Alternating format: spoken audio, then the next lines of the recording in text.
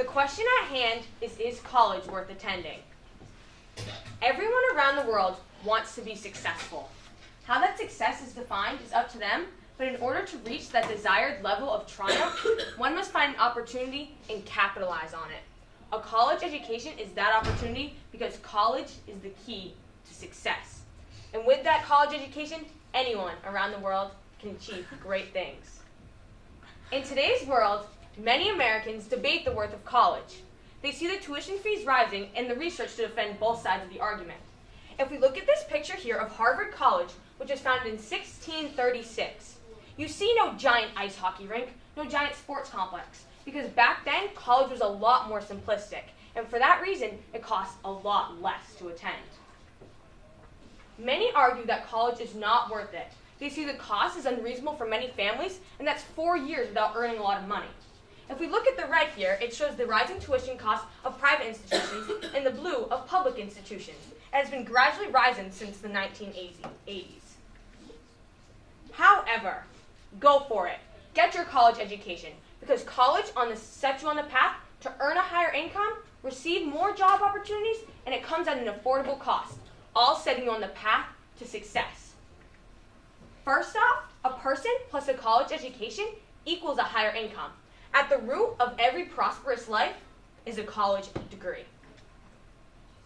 Jason R. Abel and Richard Deitch, doctors of economics and employees at the Federal Reserve Bank of New York, state that those with a bachelor's degree earn $64,000 per year, while those with only a high school diploma earn only $41,000 per year. Thus, over the past 4 decades, those with a bachelor's degree have tended to earn 56% more than those with only a high school diploma.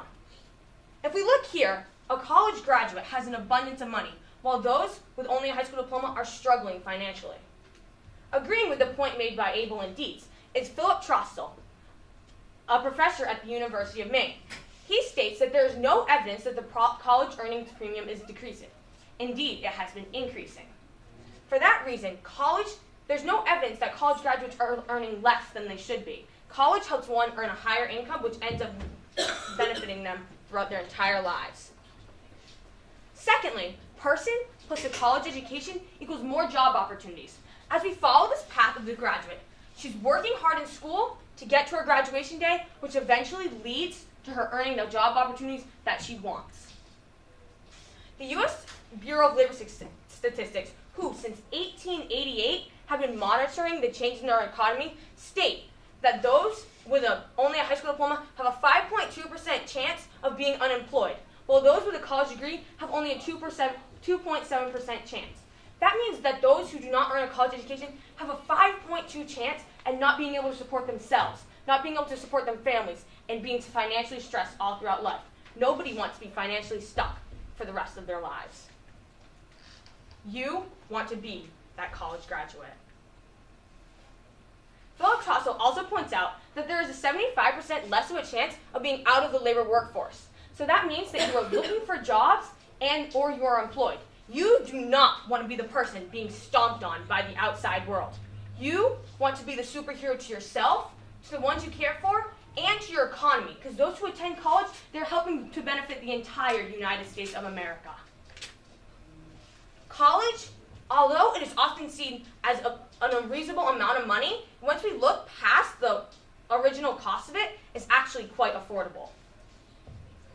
Dietz and Abel again point out that although the original cost of institutions appear very unreasonable, through grants, scholarships, and financial aids, students can reach that college graduation day. Institutions want their students to succeed. They want people to attend in order to contribute back to their own lives and to the economy. And for that reason, they provide you with the financial aid that you need in order to get to that graduation day. Dietz and Abel also point out that once the opportunity costs of a college education are considered, the out-of-pocket fees being paid by a family or an individual are actually only a fraction of the cost. For that reason, we can see that by paying a reduced amount of money, you are earning a college education that is going to benefit you for the rest of your lives. On the opposing side of the argument, people argue that college is not worth it. Abel and Dietz, in their article, Do the Benefits of College Still Outweigh the Cost?, also highlight the negatives of a college education. They say that for most people, the opportunity cost of a college education are about equal to the income that they could have earned over those 4 years. Meaning that those that go to college are putting themselves in debt of certain money that they could have earned while they were not attending college. And for that reason, time is money. People use this to defend their argument against college. However, many people decide that debt is a major issue in their lives and they want to avoid it as often as possible. Avoiding college is not the answer. Trossel again points out that people have higher lifetime earnings. So despite entering the workforce at a later age, over your lifetime, you are going to earn more than those with only a high school degree.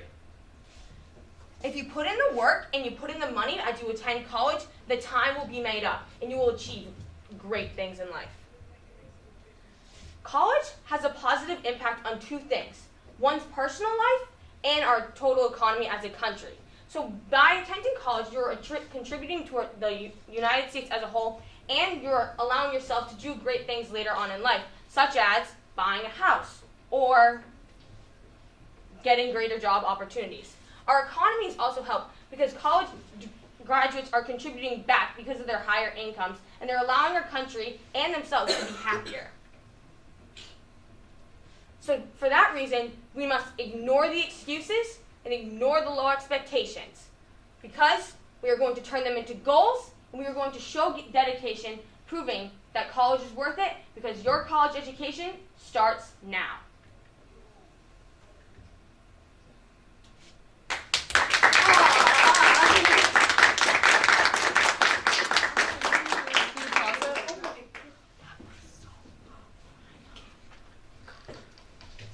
How did you handle the differing perspectives in order to reach a conclusion? I tried to evaluate each resource that I found with as little bias as possible, because before starting my research, I did have my own personal opinion on the topic, but I tried to, even though there were resources that defended the worth of college and went against it, I tried to look at both and try to see where each source was coming from in order to evaluate their information being presented with as little bias as possible. How did you use the conclusions and questions of some of your sources to advance your own research? So I found that the curiosity of others inspired my research, because this question wouldn't be relevant unless as many people were asking the same question. So I used their research and along with my own research in a combination of the two in order to reach my own conclusion.